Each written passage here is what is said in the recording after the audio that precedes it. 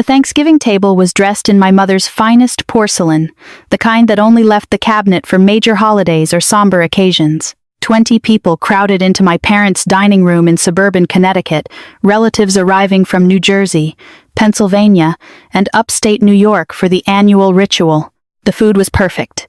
The turkey browned just right, the sides arranged with care.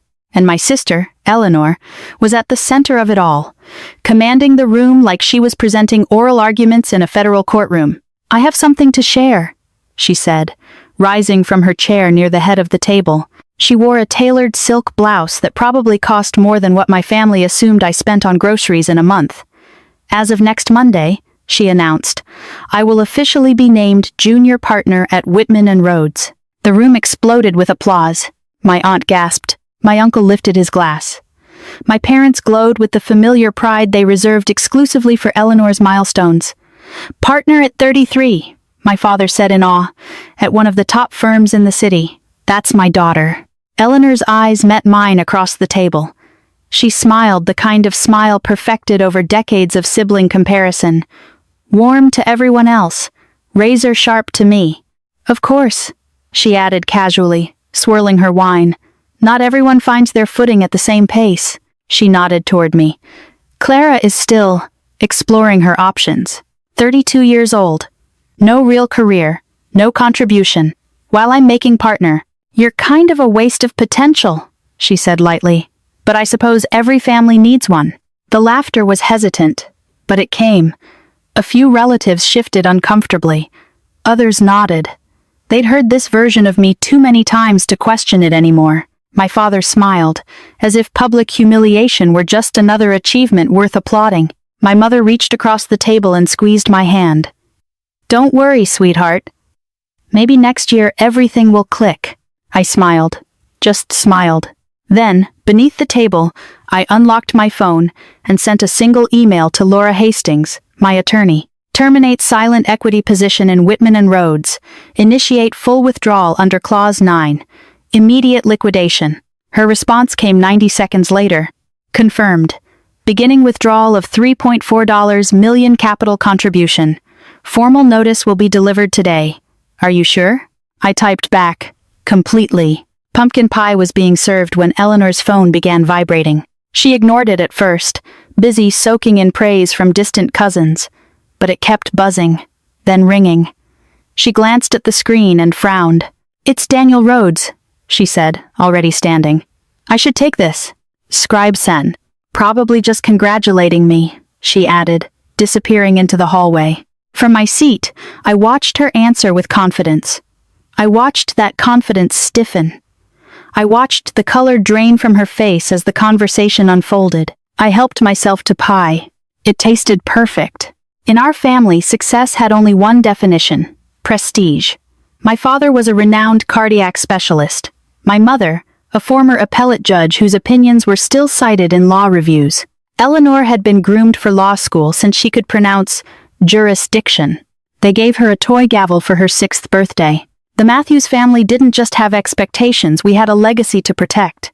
And then there was me. While Eleanor practiced mock trials in her bedroom, I was in the garage dismantling old laptops. While she interned at firms every summer, I taught myself to code, to build, to fix what others didn't understand. "She's just going through a phase," my mother used to say. I never came around. I dropped out of biology after one semester and switched paths entirely. My father left the table without a word. My mother cried. Eleanor texted me, "Congratulations on ruining your future." Then I walked away from school altogether because my side projects were already earning more than my professors' salaries. That part, I never shared. By 23, I'd earned my first 6 figures from a security exploit bounty. By 25, my net worth quietly passed 8 figures. But at family dinners, I stayed silent. It was easier to let them believe I was nothing than to fight for recognition from people who had already decided my role. And while they laughed at the table, I had just pulled the thread that held my sister's world together. I used that money to build North Shore Equity, a private capital firm focused on professional service businesses, law offices, accounting partnerships, medical groups, the kinds of institutions my family revered, but never truly understood from the financial side. I understood them because I'd grown up inside them. Dinner conversations had always revolved around billable hours, partnership politics, internal rivalries, and prestige. I learned early that even the most respected firms lived closer to the edge than they admitted.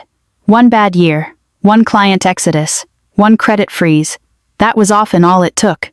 North Shore specialized in quiet capital. We provided structured investments usually between $2 and $5 million in exchange for fixed returns and profit participation.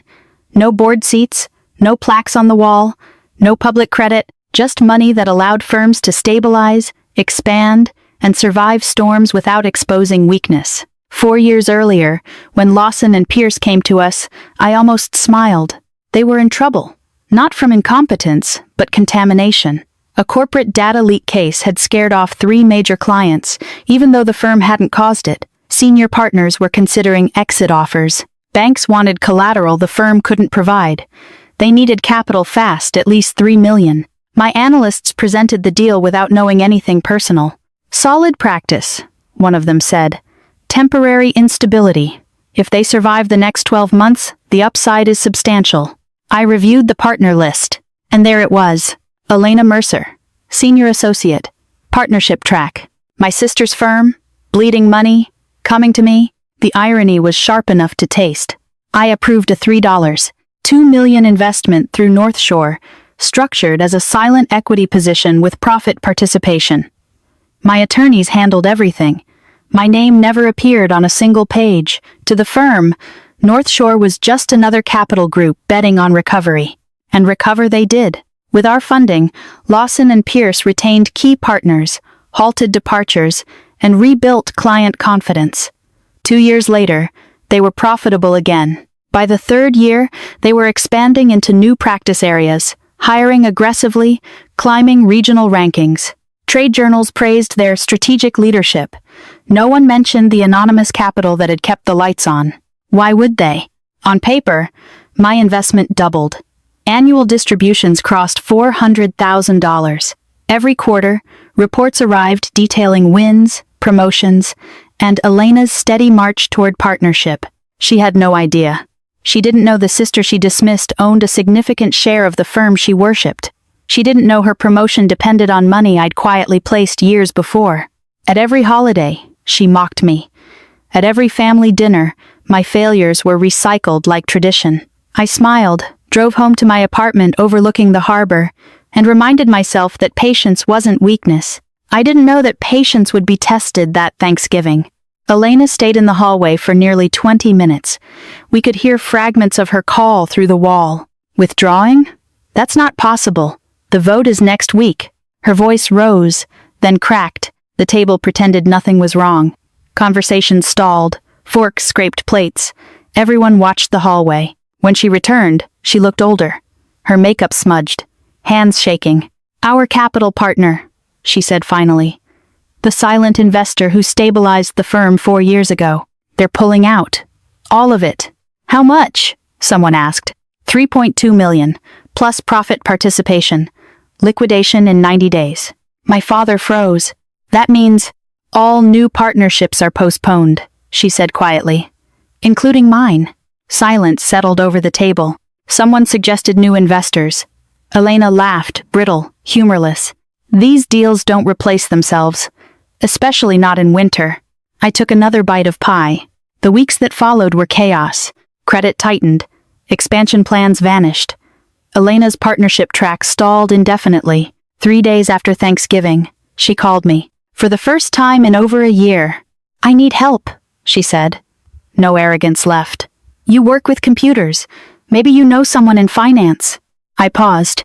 "I thought I was useless," I said calmly. "Why would I know anyone?" She stopped, breathed. "I'm sorry. I shouldn't have said that. Please, this is serious." "I'll think about it," I replied, and I hung up. On December 18th, I texted her one sentence. "Come to my place tomorrow at 2 p.m. We need to talk." She arrived on time. She had clearly spent too long deciding what to wear. Professional enough to signal respect. Casual enough to disguise desperation as a sisterly visit. She settled on a soft wool sweater and tailored jeans, the quiet luxury uniform of women who want to appear grounded, while still reminding the world they belong to another tier. She froze the moment the concierge looked up. "Good afternoon, Miss Mercer," he said politely. "Your guest is expected." She didn't speak as we crossed the marble lobby. Didn't speak in the elevator as it rose past floors she'd never set foot on. Didn't speak when I unlocked the door to my apartment, a corner unit overlooking the water, glass walls stretching from floor to ceiling, curated art lining the walls. "This is—" She stopped, scanning the space again. "You've lived here how long?" "Almost 3 years," I said. "But you don't have a job. You don't." She paused, recalculating. "I mean, I didn't realize you were doing this well." "No," I replied evenly. "You didn't. You never asked." I motioned toward the living room. "Sit down. We need to talk." She lowered herself onto the sofa like someone unfamiliar with losing control. The attorney who dominated boardrooms was gone. In her place sat a woman whose carefully constructed world was unraveling. I placed a folder on the table between us. "Do you know what North Shore Equity is?" I asked. She nodded stiffly. "That's the firm pulling out. Daniel's been trying to reach them for weeks. They only respond through legal counsel." "Open it." Her hands trembled as she flipped through the pages. Operating agreements, ownership records, wire confirmations, quarterly distributions, 4 years of capital flowing from her firm into accounts bearing my name. Her face drained of color. This is yours?" she whispered. "North Shore? I founded it. I control it." Her voice cracked. 4 years ago, when we were collapsing, when partners were leaving, that money, that was me, I said calmly. I put in $3.2 million when no one else would. I stabilized the firm that built your career. Tears spilled down her face, cutting through makeup she'd applied with care. "Why didn't you tell me?" she asked softly. "All the things I said, all the times would it have changed anything?" I asked. "Or would you have found a way to shrink it, to explain it away, to make it yours?" She said nothing. I continued, my voice steady. "I spent my life being measured against you, labeled the failure, the disappointment, while I was quietly building something bigger than any title you hold."